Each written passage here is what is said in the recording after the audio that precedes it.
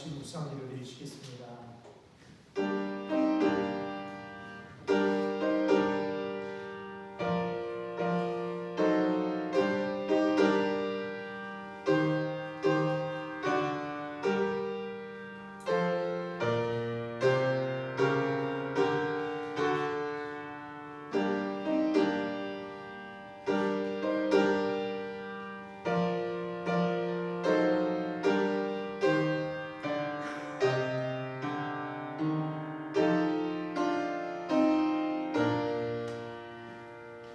주의 말씀은 내 발의 등이요 내 길의 빛이니이다. 주께서 나를 가르치셨으므로 내가 주의 규례들에서 떠나지 아니하였나이다.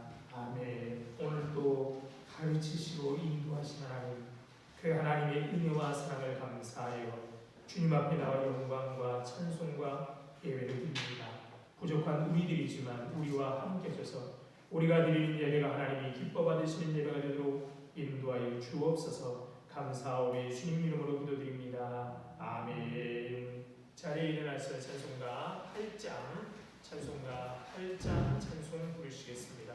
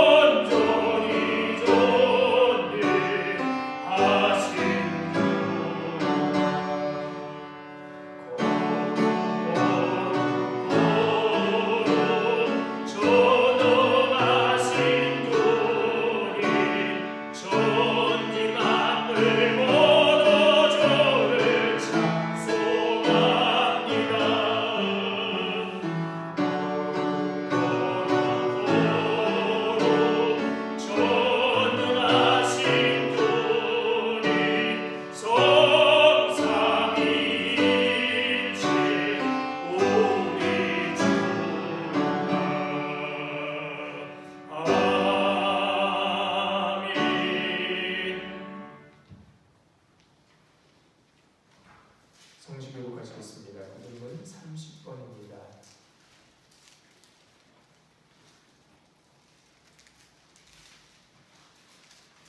교독문 30번, 시편 67편 교독합니다. 하나님은 우리에게 은혜를 베푸사 복을 주시고 그의 얼굴 빛을 우리에게 비추사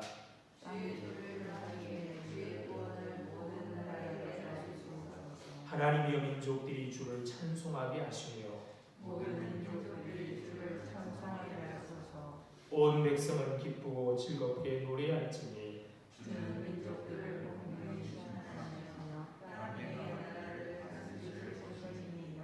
하나님이여 민족들이 주를 찬송하게 하시며 모든 민족으로 주를 찬송하게 하소서. 땅이 그의 소산을 베어 주었으니 하나님이 곧 우리 하나님이 우리에게 복을 주시리로다.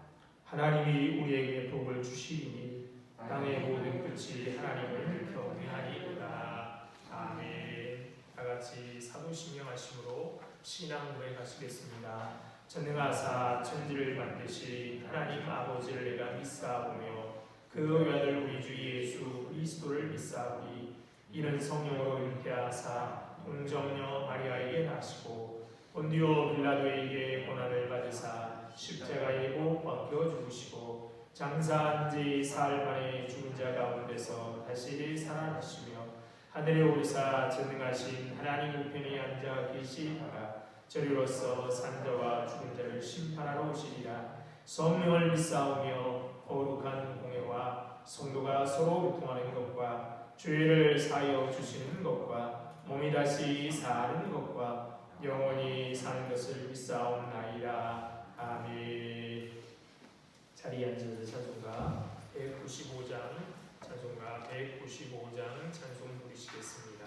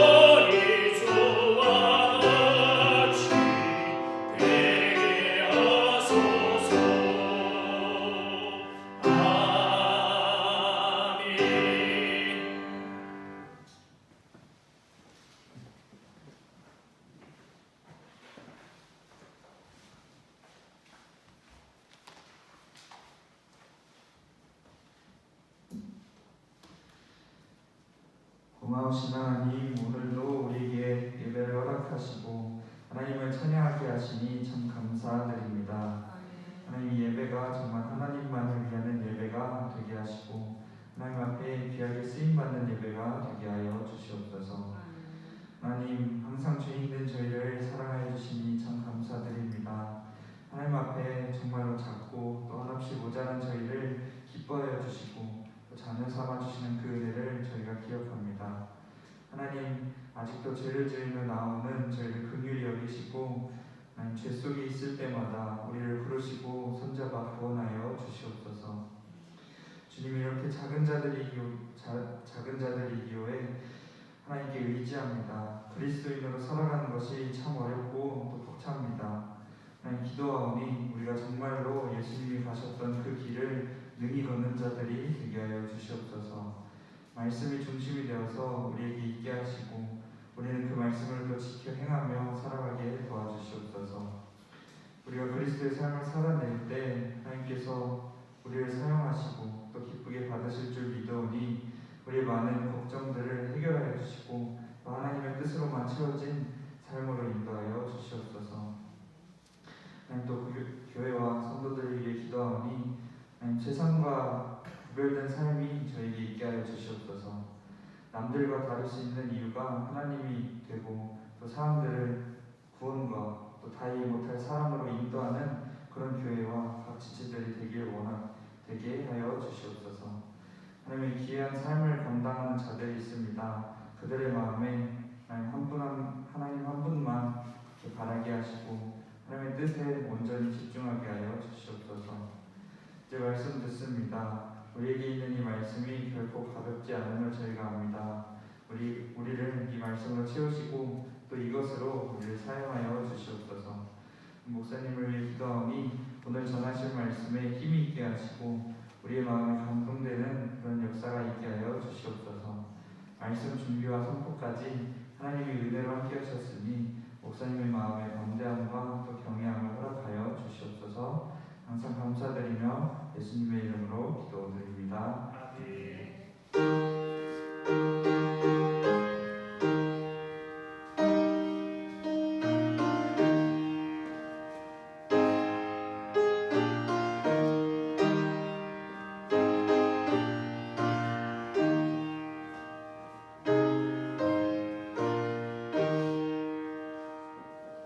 하나님 말씀 보시겠습니다. 하나님 말씀은 시편 119편 33절로 40절의 말씀입니다.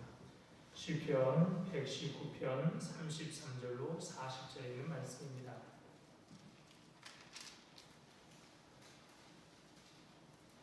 자신 들고 제가 읽겠습니다. 시편 119편 33절 있습니다. 여호와여 주의 율례들의 도를 내게 가르치소서. 내가 끝까지 지키리이다. 나로 하여금 깨닫게 하여 주셔서 내가 주의 법을 준행하며 전심으로 지키리이다. 나로 하여금 주의 계명들의 길로 행하게 하소서. 내가 이를 즐거워함이니이다. 내 마음을 주의 증거들에게 향하게 하시고 탐욕으로 향하지 말게 하소서. 내 눈을 돌이켜 허탄한 것을 보지 말게 하시고 주의 길에서 나를 살아나게 하소서. 주를 경외하게 하는 주의 말씀들을 주의 종에게 세우소서. 내가 두려워하는 비방들을 내게서 떠나게 하소서. 주의 규례는 선하심이다. 내가 주의 법도를 사모하여 싸우니 주의 의로 나를 살게 하소서. 아멘.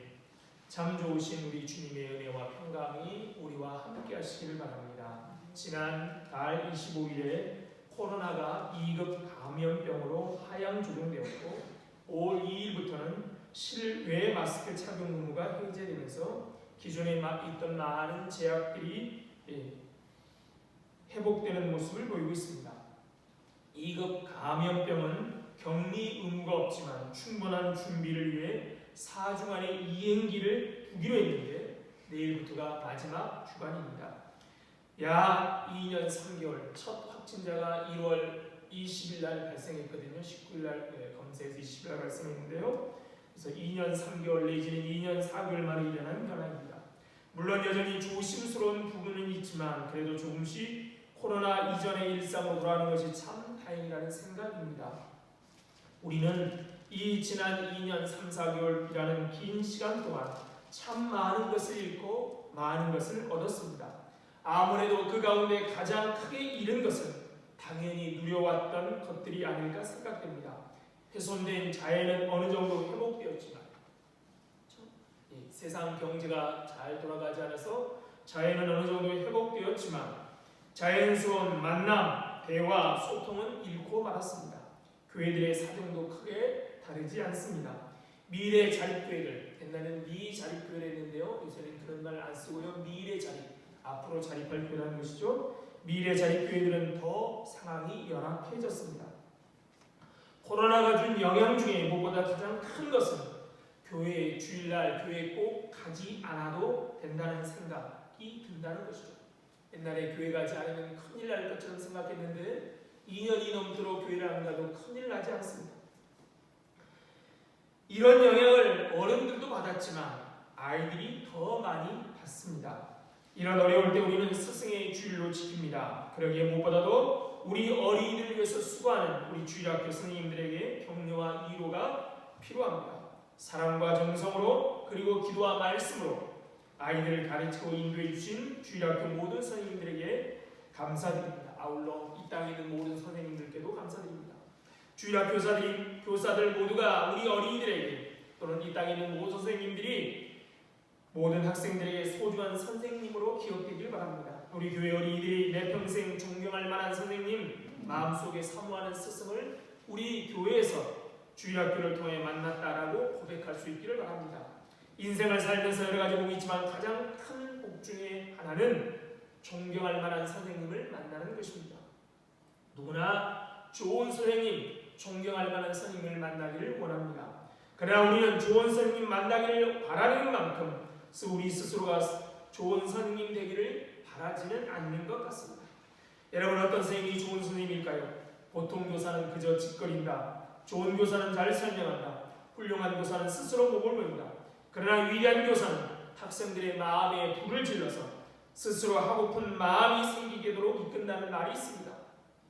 지금까지 우리가 이런 선생님을 만났다면 마음에 불이 붙고 그 일을 하고픈 열정과 열망이 쏟아나서 스스로 배우기에 모든 것을 쏟아붓는 그런 사람으로 변화되었을 것입니다. 존경한다는 선생님을 만나는 것은 그런 점에서 좋은 것입니다. 복인 것이죠. 여러분은 그런 존경할 만한 선생님을 만나셨습니까? 그런 선생님을 만났다면 감사하시기 바랍니다. 만약 그런 선생님을 만나지 못하셨다면 우리에게 정말 좋은 선생님, 존경할 만한 선생님이 계심을 아시기 바랍니다. 그분은 바로 성령님이십니다. 성령은 어떤 분이십니까? 보혜사시고 위로자이시고 진리의 영이시고 지혜의 영이십니다. 그 성령이 우리 마음에 오셔서 우리를 가르쳐 주십니다. 요한복음 14장 26절에 주님은 이렇게 말씀합니다. 보혜사 곧 아버지께서 내 이름으로 보내실 성령, 그가 너희에게 모든 것을 가르치시고 내가 너희에게 말한 모든 것을 생각나게 하리라.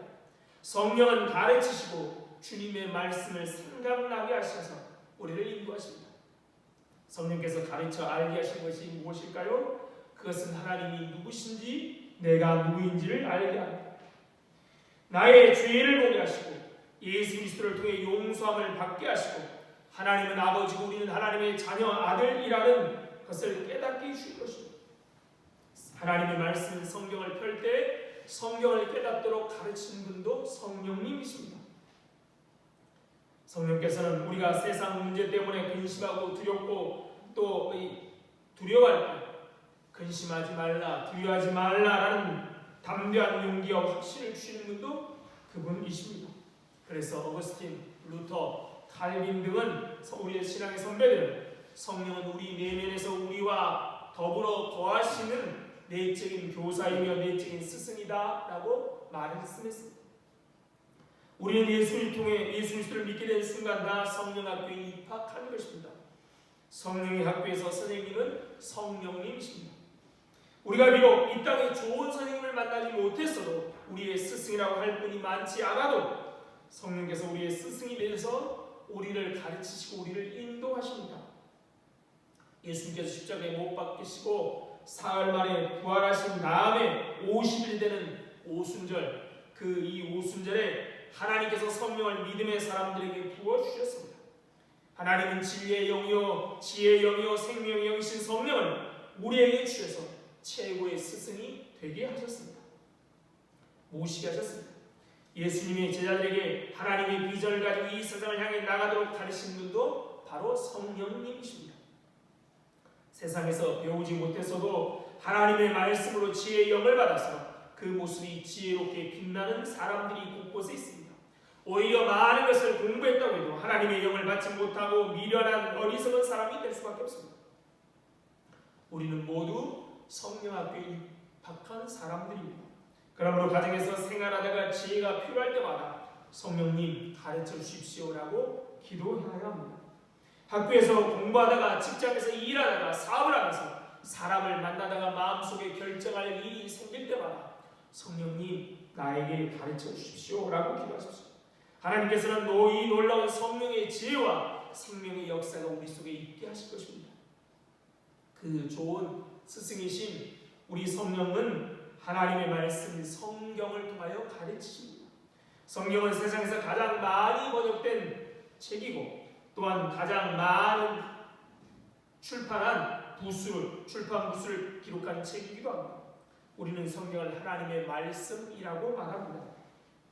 그래서인가요? 사람들은 이 귀한 말씀을 잘 보존하려고 가방 속에 혹은 책꽂이에 꽂아둡니다. 해가 지나도 깨끗한 성경은 결코 자랑거리가 될 수 없습니다. 왜 성경을 읽지 않느냐라고 묻는다면 읽어도 잘 모르기 때문이라고 대답하는 이들이 많습니다. 그러나 우리에게는 좋은 선생님, 훌륭한 선생님, 우리 성령이 계십니다. 그러므로 성령의 도우심을 구하고 성경을 읽어야 합니다. 오늘 본문이 있는 시편 119편은 시편에서 가장 긴 시 또는 성경에서 가장 긴 장입니다. 하나님의 말씀과 그 율법은 모든 삶의 영역에서 결정적인 요소임을 시편 119편을 노래합니다. 율법으로 번역되는 히브리어 토라는 흔히 창세기부터 신명기까지 모세오경을 율법서이라고 표현하는데요. 이 창세기부터 신명기까지 이르는 말이긴 하지만 그 기본 의미는 토라 율법은 가르침입니다. 사실 토라의 핵심은 창조주 하나님부터 부여받은 우리의 삶을 한껏 기뻐하며 살도록 하는 데 있습니다. 토라는 우리를 번거롭게 얽어매는 규정집이 아닙니다. 율법서가 아닙니다. 얽어매는 율법서가 아닙니다. 하나님과 함께 살아가는 삶의 즐거움을 가르치는 책입니다. 우리가 즐겨 암송하는 시편 1편의 시인은 뭐라고 말합니까? 주의 율법을 즐거워하며 밤낮 묵상하는 자가 복이 있다라고 말합니다. 시인은 박해와 억압으로 고통당하는 가운데 시편 119편을 읽다 보면 고난당한다, 어렵다, 감추라는 말이 나오지요. 이런 고난 가운데 하나님의 말씀과 율법이 자신의 삶의 큰 힘과 위로가 되어주고 있음을 노래하고 있습니다. 오늘 읽은 본문에 보면 주의 율례들의 도를 내게 가르치소서, 나로 하여금 깨닫게 하소서, 주의 계명들의 길로 내게 길로 행하게 하소서라고 라는 기도가 나옵니다. 이 기도는 바로 우리가 성경을 공부하는 순서이기도 합니다. 성경 본문의 역사적 배경과 문학적인 형태, 그것을 기록한 동기들을 공부하는 낭비가 한 걸음 더 나아가 본문이 말하고자 하는 메시지가 무엇인지, 그렇죠? 혹은 신학, 그것이 나타내고자 하는 하나님의 뜻이 무엇인지를 깨닫는 낭비겠습니다. 그런 다음에 그 깨달은 말씀이 오늘 내가 무엇을 행하라고 하시는지를 듣고 그대로 행함으로 옮기는 단계가 있습니다. 그러나 시인은 그런 기도와 아울러 30절, 37절에 이렇게 기도합니다. 내 마음을 주의 종 증거들에게 향하게 하시고 탐욕으로 향하지 말게 하소서. 내 눈을 돌이켜 허탄한 것을 보지 말게 하시고 주의 길에서 나를 살아나게 하소서. 이 기도는 우리의 마음이 하나님의 말씀으로 향하기보다는 탐욕으로 치닫기 쉽고 우리의 눈은 그 말씀의 길을 찾기보다는 헛된 것을 보기 쉽다는 사실을 일깨워줍니다. 그러므로 우리가 먼저 드려야 할 기도는 탐욕으로 치닫는 내 마음이 주의 말씀으로 몰두하게 하시고 헛된 것을 쫓던 내 눈이 주의 길에 고정되게 하소서라고 기도해야만 합니다. 우리가 예수를 믿기 전에 삶은 한마디로 욕망을 쫓던 삶이었습니다. 사람마다 삶의 모양은 달랐지만 결국 다 자기 욕망을 채우기 위함이었습니다. 그 삶의 목적은 자신의 욕망의 성취를 통한 행복의 추구였습니다. 심지어는 지난주 오후 예배 때도 말씀드렸다시피 가정조차도 자신의 행복, 나의 행복, 내 욕망의 추구의 수단으로 살았던 것이죠. 삶의 목적이 그렇기 때문에 자고 깨며 생각하는 것이 그 욕망을 성취하는 데 필요한 재물이나 명예나 권력입니다. 재물이 그래서 일을 위해 아침부터 저녁까지 부지런히 뛰어다닙니다. 재물이 없을 때는 재물을 얻기 위해 열심히 뛰고 조금 여유 있게 살게 되면 여가를 즐겨 지내는 일에 몰두하게 되고 좀 더 품위 있는 삶을 추구하는 데 그 시간을 사용합니다. 이런 일반적인 삶에서 벗어나 좀 더 의미 있는 삶을 찾는 사람들 가운데 철학을 공부하기도 하고 남을 위해 자원봉사의 일을 하기도 합니다. 그러나 그런 삶이 힘을 얻지 못하는 이유는 삶의 근원적인 이유가 없기 때문이며 위로부터는 힘을 얻지 못하기 때문입니다. 우리 인간의 삶 자체가 불안하기 때문에 그 속에서 스스로 보람을 찾고 안정을 얻는 것은 불가능합니다. 따라서 그들의 추구하는 삶의 가치는 이 땅의 행복이고 그것은 자기의 욕망의 성취를 통해서만 도달할 수 있는 것이기에 결국 우리의 마음과 눈은 탐욕을 쫓을 수밖에 없고 우리의 눈은 헛된 것을 바라볼 수밖에 없습니다. 우리는 하나님의 자녀가 되어 하나님을 기쁘시게 하는 일에만 몰두하여만 불구하고 여전히 예수 믿은 후에도 여전히 자신의 욕망을 쫓고 있고 여전히 우리의 눈은 헛된 영광을 구하고 있습니다. 갈라디아에서 있는 말씀처럼 헛된 영광을 구하고 있습니다. 그렇기 때문에 우리가 예수를 믿어 교회에 나오면서 달라진 것이 있다면 우리의 욕망의 성취를 위해서 하나님께 기도할 수 있게 되었다는 사실뿐인 것이죠. 하나님께 몰두하지 않고 욕망을 따라 탐욕을 따라 산다면 달라진 건 없습니다. 예수를 믿어도 달라진 것은 그 욕망 성취를 위해서 기도라는 것을 가졌다는 것밖에 없습니다. 우리의 신앙이란 극히 이기적인 것이 되어서 자기를 벗어나지 못하고 있습니다. 따라서 탐욕을 줬던 우리의 마음이 주의 말씀에 집중하게 해달라고 하나님께 기도해야 합니다. 나 자신의 문제만 매달려 있던 데서 벗어나 이제는 주님의 역사와 세계를 바라보게 해달라고 기도해야 합니다. 이 땅의 문제에 매여서 하나님 나라를 잊어버리고 살았던 우리의 잘못을 회개하고 이제 눈을 들어 위를 바라보며 신령한 은혜와 영적인 능력을 구하며 하나님의 통치 실을 위해 헌신할 수 있게 해달라고 기도해야 되는 것이죠. 예수 믿음 후에도 별반 달라질 것 없는 우리의 탐욕을 쫓는 우리의 마음들이 하나님께로 향할 수 있게 해달라고 기도해야 됩니다. 그래서 저는 거들떠 보지 않았던 성경을 읽고 묵상하며 그 말씀 속에 담긴 뜻을 찾아내 그것을 내 생활 속에 실천하기를 힘써야 합니다. 성경을 읽으면서 생각은 나는 데가 있기 쉬운데 내 마음이 주의 말씀에 집중할 수 있도록 기도하면서 성경을 읽어야 하는 것이죠. 성경을 읽는 것은 거기서 하나님의 말씀을 듣기 위함이지만 세상을 향하는 우리의 생각과 마음을 하나님께로 집중하기 위함입니다. 성경을 읽으면 하나님의 말씀을 듣기 위함이기도 하지만 세상을 향하는 우리의 마음, 탐욕을 향하는 우리의 마음을 하나님께로 집중시키기 위한 훈련이기도 합니다. 적어도 내가 하나님의 말씀인 성경을 읽는 순간만은 내 마음이 하나님께로 향할 수 있게 매일 성경 읽는 것이 중요합니다. 탐욕을 쫓던 마음이 말씀을 향하도록 이끌어 주소서라고 기도하면서 말입니다. 매일 성경을 읽어야 돼요. 그런데 안타깝게도 성경을 읽어도 깨닫지 못하기 때문에 우리는 성경을 공부하면서 하나님의 기쁨의 자리로 나아가야 됩니다. 그러기 위해서는 먼저 하나님께 성령님께 가르쳐달라고 기도해야만 합니다. 33절입니다. 여호와여 주의 율례의 도를 내게 가르치소서 내가 끝까지 지키리라. 우리가 성경을 읽는 것도 중요하지만 그러나 성경은 오랜 역사 속에 형성되어 온 책이기 때문에 체계적인 공부가 필요합니다. 이 성경의 각각의 책들이 언제 쓰여졌으며 누가 기록했고 어떻게 보존해왔는지 그리고 이 성경이 기록될 당시 역사적 상황은 어땠는지 또 그 책의 문학적인 형태가 무엇인지 공부해야 되죠.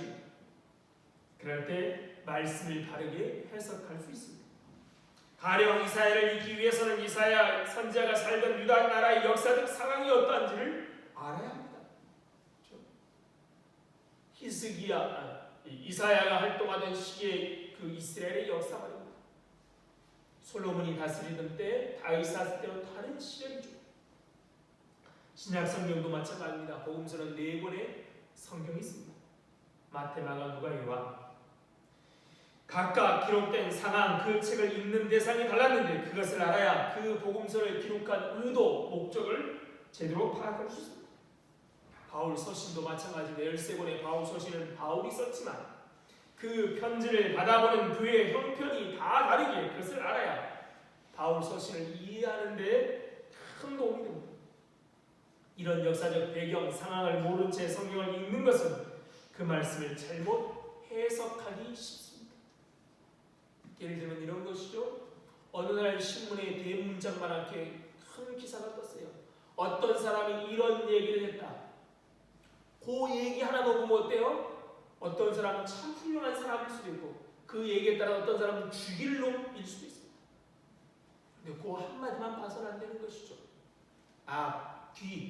그 말이 나온 문장의 앞부분, 뒷부분을 봐야 돼요. 또 그 말을 그 사람이 누구에게 했는지 어떤 상황에 했는지 보아야만 그 말의 의미를 정확히 알 수 있는 것입니다. 성경도 마찬가지입니다. 공부해야 됩니다. 우리가 성경을 올바로 이해하기 위해서는 필수적으로 이런 공부를 해야만 합니다. 요즘은 간단한 주석과 이런 역사의 배경을 함께 담은 성경책들이 많이 나오고 있습니다. 굳이 성경 주석을 사지 않아도 성경 해설 성경들이 저 밑에 이렇게 해설이 달려있죠. 또 구약계론, 신약계론 등이 있습니다. 그러나 가장 좋은 것은 교회에 함께 모여 성경 공부 시간에 참여하는 겁니다. 코로나로 한 2년 동안 우리가 성경 공부를 하지 못했는데요, 함께 모여 공부하는 겁니다. 그럴 때마다 하나님께 가르쳐 달라고 기도해야 되는 것이죠. 다음으로 말씀을 깨닫게 해달라고 기도해야 합니다. 34절입니다. 나로 하여금 깨닫게 해주셔서 내가 주의 법을 준행하며 전심으로 지키고. 성경을 공부할 때 처음에 그 역사적 배경, 상황 그리고 문학적 구성 등을 공부하는 것은 본문에 담긴 메시지를 알기 위함입니다. 그 본문이 무슨 말씀을 우리에게 전하려 하는지를 발견하고자 하는 것이죠. 우리가 성경을 때 주의 깊게 읽는 까닭은 그 본문의 뜻이 무엇인지를 찾기 위함입니다. 어떤 본문은 쉽게 그 뜻을 알 수 있지만 어떤 본문은 얼른 그 뜻을 알기 어려워 한참 앞뒤의 말씀을 기록된 성경을 읽어야만, 그리고 연구하야만, 읽는 것으로 부족하고 어떤 것은 연구해야만 그 뜻을 알 수 있습니다. 시편 23편 같은 경우 우리가 너무 좋아하는 시편이지요. 그것은 내용도 너무 좋고 이해하기 쉽기 때문입니다. 그러나 뇌이기 같은 성경은 여러 가지 복잡한 제사 제도가 나오고 율법들이 기록되어 있어서 얼른 레위기를 읽고자 하면 레위기가 전하는 메시지가 무엇인지 알게 됐습니다. 예수님의 비유도 어떤 것은 쉽게 이해가는가 하면 어떤 것은 이해하기 어려운 비유들도 있습니다. 전부 마치밭에 심은 겨자씨와 같아서 싹이 나서 자라 나무가 되며 새들이 와서 깃든다고 하셨는데, 여기서 겨자씨가 천국인지 아니면 큰 나무가 천국인지 아니면 그 천국의 어떤 성격을 말하는 것인지 얼른 이해하기 쉽지 않습니다. 복음서를 증언하는 예수님의 탄생과 그 생애와 십자가의 죽음과 부활에 대해서 깊이 연구를 하지 않고는 제대로 그 메시지를 알게 없습니다. 왜 우리가 성경을 연구하느냐? 그것은 성경이 우리가 주고자 하는 메시지가 무엇인지를 알아야 됩니다. 그런데 그게 쉽지 않다는 거예요. 그래서 말씀을 깨닫게 해달라고 기도해야 되는 것이죠. 이런 것을 전문적으로 공부하는 학문이 바로 신학입니다. 목사가 바로 이런 신학을 공부하여 설교를 하는 것이죠. 따라서 설교는 주로 성경 본문에 나타난 메시지를 바르게 찾아내고 해석하여 오늘 상황에 맞게, 지금 성경은 짧게는 2000년 전, 길게는 3500년 전에 기록되었는데요, 상황이라는 오늘 상황에 맞게 전하는 것입니다. 또한 이 말씀, 그래서 설교를 선포된 하나님의 말씀이라고 말합니다. 이 말씀이 제대로 선포되기 위해서 목사들은 신학을 바르게 공부해야만 합니다. 그런데 이것만으로는 부족합니다. 성도들 또한 스스로 공부하고 항상 말씀을 상고하고 설교가 제대로 된 설교인지 아닌지를 분별할 수 있는 능력을 갖춰야 합니다. 성도들이 자기 문제만을 생각하는 이기적인 신앙의 사이에 벗어나 우주적인 하나님의 역사 전체를 생각할 때 올바로 하나님의 말씀을 이해하게 되면 목사의 설교가 하나님의 메시지를 제대로 전하는지 아닌지 분별할 수 있게 된 것입니다. 목사도 설교를 위해서 공부해야 되지만 성도들이 공부하지 않으면 아무 소용이 없습니다. 그런데 우리 마음이 아직도 하나님께로 향하기보다는 자신에게 향하여 있습니다. 이제 성경에서 하나님의 메시지를 듣기 위해 우리의 마음을 활짝 열어야 되는 것이죠. 다시 처음으로 돌아가죠. 우리 마음이 탐욕으로 향해져 있다면 설교를 들어도 어때요? 다 그렇게 해석을 합니다. 그러니까 우리가 이렇게 설교를, 성경을 공부할 때마다 시작할 때 우리의 마음이 탐욕으로 향하지 않도록, 우리의 눈이 욕망으로 향하지 않도록 기도해야 되지만 이렇게 중간중간에도 항상 하나님, 우리의 마음이 탐욕으로 향하지 않도록 기도해야 되는 것이죠. 그리고 하나님의 메시지, 하나님이 오늘 본문을 통해서 아니면 오늘 설교를 통해서 하시고자 하는 말씀에 우리의 마음이 활짝 열리게 달라고 기도해야 됩니다. 그러면 하나님의 말씀이 우리의 삶을 감동의 물결에 휩싸이게 만드실 것입니다. 마지막으로 주의 말씀의 길로 행하게 해달라고 기도해야 합니다. 35절입니다. 나로 하여금 주의 계명들의 길로 행하게 하소서.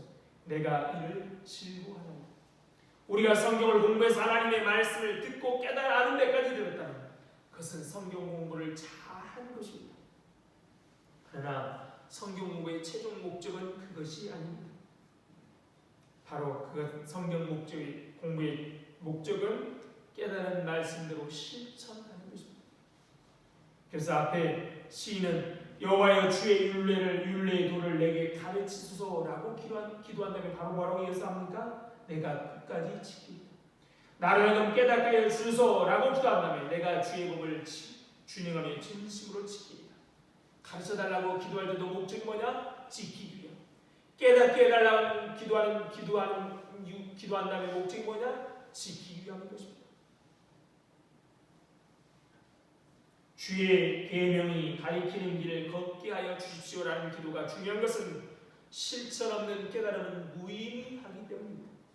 우리가 아무리 깊은 진리를 깨달았다 할지라도 그 진리대로 살지 않으면 그 진리와 나는 아무 상관이 없습니다.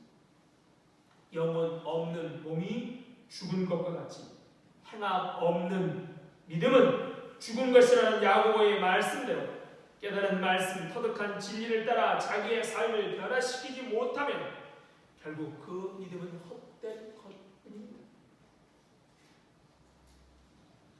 요한계시록 보면 1장에도 22장 마지막에도 1장 처음에도 또 22장 마지막 장에도 말씀을 지키는 자가 복이 있다. 말씀을 지키는 자. 왜 우리가 성경을 공부합니까? 왜 우리가 성경을 그 안에 있는 말씀의 메시지를 알도록 노력합니까? 그것은 말씀대로 지키기 위한 것입니다. 주의 계명들의 길로 행하기 위함인 것이죠. 그렇죠? 우리가 설교를 듣는 이유도 마찬가지입니다. 듣고 좋은 말씀이 아니라요, 그 말씀대로 행하기 위함인 것입니다. 그러니까 오늘 말씀을 들었다면 어떻게 돼요? 성경을 읽어야 될 것이죠. 성경은 어렵고 힘든 말씀인 것 분명합니다. 그런데 그 어렵고 힘든 말씀을 깨닫도록 하나님 우리에게 성령이라는 좋은 교사를 주셨습니다. 그러니까 우리는 어떻게 하면 됩니까? 성령께 구해야 되는 것이죠. 성령님 우리에게 가르쳐 주십시오. 성령님 우리를 깨닫게 해주십시오. 그래서 성경 공부를 한 다음에 성경을 읽으면 어떻게 마지막에 기도하는 거예요? 성경을 덮은 다음에 하나님 말씀대로 행하게 해주십시오 라고 말합니다. 오늘 한국교가 열심히 성경 공부를 했습니다. 그런데도 변화가 없는 것은 공부에서 배운 말씀대로 그들의 삶이 변화되지 않았기 때문입니다. 1980년에 한참 후로부터 제자훈련, 성경 공부, 사랑의 성경 공부, 오늘 교회에서는 1:1 제자 양육이 활발하게 한국교회에 있습니다. 그런데 이렇게 성경 공부 활발이라고 몇십 년이 지났는데 결과는 무엇이냐? 한국교회가 더 약화되고 있다는 것이죠. 그것은 행하지 않았기 때문입니다. 성경은 단순히 지식을 얻는데 그쳐서는 안 되고 배운 진리를 삶 속에 그대로 실천할 때 성경 공부가 의미가 있는 것입니다. 우리가 이 시간에 말씀을 듣는 것은 그 말씀이 그렇구나, 이렇게 하나님의 말씀하시구나 깨닫는 데 그쳐서는 아무런 의미가 없습니다. 듣는 말씀을 자신의 삶 속에 그대로 실천할 때 의미가 있는 것이죠. 지금은 지식과 정보가 넘치는 시대이지만 중요한 것은 그 가운데 진리를 찾아내는 것이며 그 진리를 따라 좋은 길을 걸어가는 겁니다. 그런데 그가 참 어려워서 하나님 우리에게 성령이라는 교사를 주시고 성경이라는 좋은 책을 주셨습니다. 그런데도 우리는 좋은 책을 뒤로 하고 좋은 선생님을 뒤로 하고 다른 것을 구하고 있지는 않습니까? 주의 계명들의 길로 행하게 해주시고 오늘 설교의 제목이 우리의 기도의 제목 되기를 바랍니다.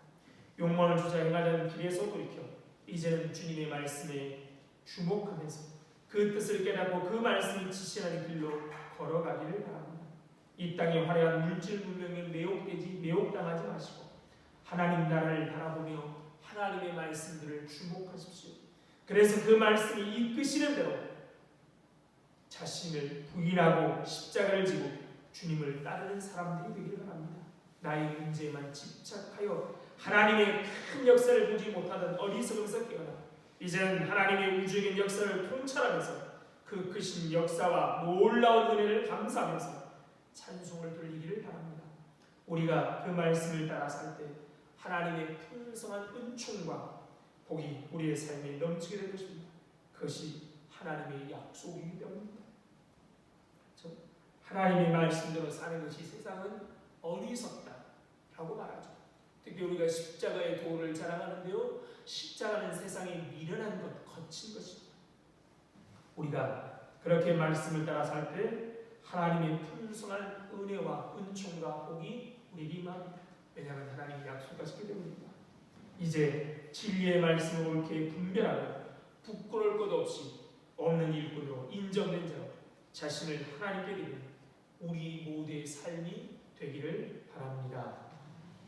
참 좋으신 하나님, 은혜와 사랑을 감사합니다. 오늘도 우리를 부르시고 우리에게 생명의 길을 주시는 하나님, 그 길을 걷기를 원하시며 그 길을 걷는 자에게 생명과 모든 복을 주신 하나님, 그런데도 불구하고 우리는 좁은 길이 아니라 생명의 길이 아니라 넓은 길, 죽음의 길을 걸어가면서 이것이 행복의 길이고 생명을 얻는 길이라고 생각하며 살아갑니다. 그럴 때마다 하나님 우리에게 은혜를 주시고 지혜를 주셔서 죽음의 길임을 알고 하나님의 제시하신 생명의 길을 걸어갈 수 있도록 은혜 베풀어 주소서. 우리가 어리석고 부족해서 그 길을 알기로 그 길을 따라가기도 부족합니다. 그럴 때마다 성령 하나님 우리와 함께 하셔서 성령 하나님이 제시하시는 길을 달려갈 수 있도록 꼭 주셔서 정말로 깨닫게 하시고 알게 하시고 행하게 하시는 하나님의 은혜를 힘입어 하나님의 말씀대로 살아갈 수 있도록 복 주옵소서. 하나님, 정말로 스승의 주일을 맞이하여 우리 공동교회 주일학교 선생님들 또 이 땅에 있는 많은 선생님들 그들의 수고가 헛되지 않도록 그들이 뿌린 씨앗들이 우리 학생들의 마음속에 자랄 수 있도록 하나님 역사하셔서 아름다운 일꾼들이 일어날 수 있도록 함께하여 주옵소서. 감사하며 예수님 이름으로 기도드립니다. 아멘. 찬송가 50장 찬송 부르시면서 준비하시는 분 계시겠습니다.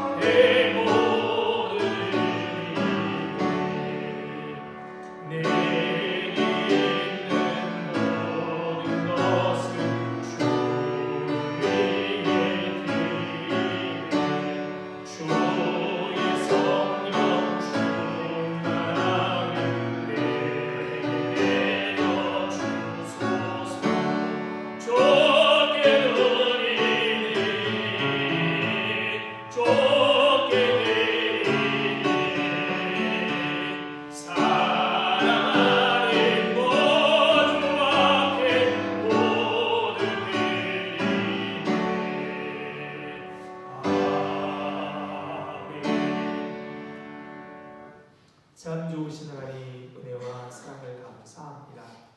오늘도 우리들을 가르쳐 주시고 귀한 길을 걷도록 베푸신 하나님의 은혜에 감사하여 오늘도 주님 앞에 귀한 물질을 드립니다.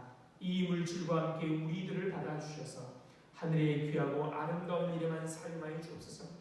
물질이 없어서 건강 때문에 사랑이 없어서 무엇보다도 믿음이 없어서 하나님의 영광을 가리지 않도록 미리미리 넉넉하게 채우셔서 하나님께 영광을 돌리며 살아갈 수 있도록 복 주옵소서.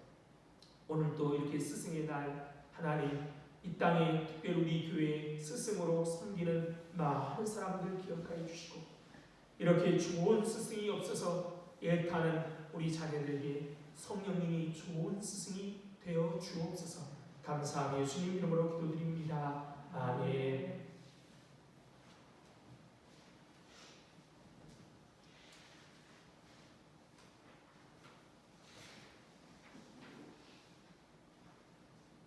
알려드립니다. 오늘은 스승의 주일입니다. 계속 광고드리지만 요일날 직원 선거가 있습니다. 여러분 꼭 기도하시기 바랍니다. 제가 월요일부터 수요일까지 교육자 노예 교육자 수련회가 있어서 다녀올 예정입니다. 그래서 화요일, 수요일 새벽을 우리 장로님들이 섬겨 주실 것입니다. 우리 자리에 일어나서 인사하시겠습니다. 반갑습니다. 반갑습니다. 사랑합니다. 사랑합니다. 축복합니다. 축복합니다. 행복하십시오. 축복하십시오.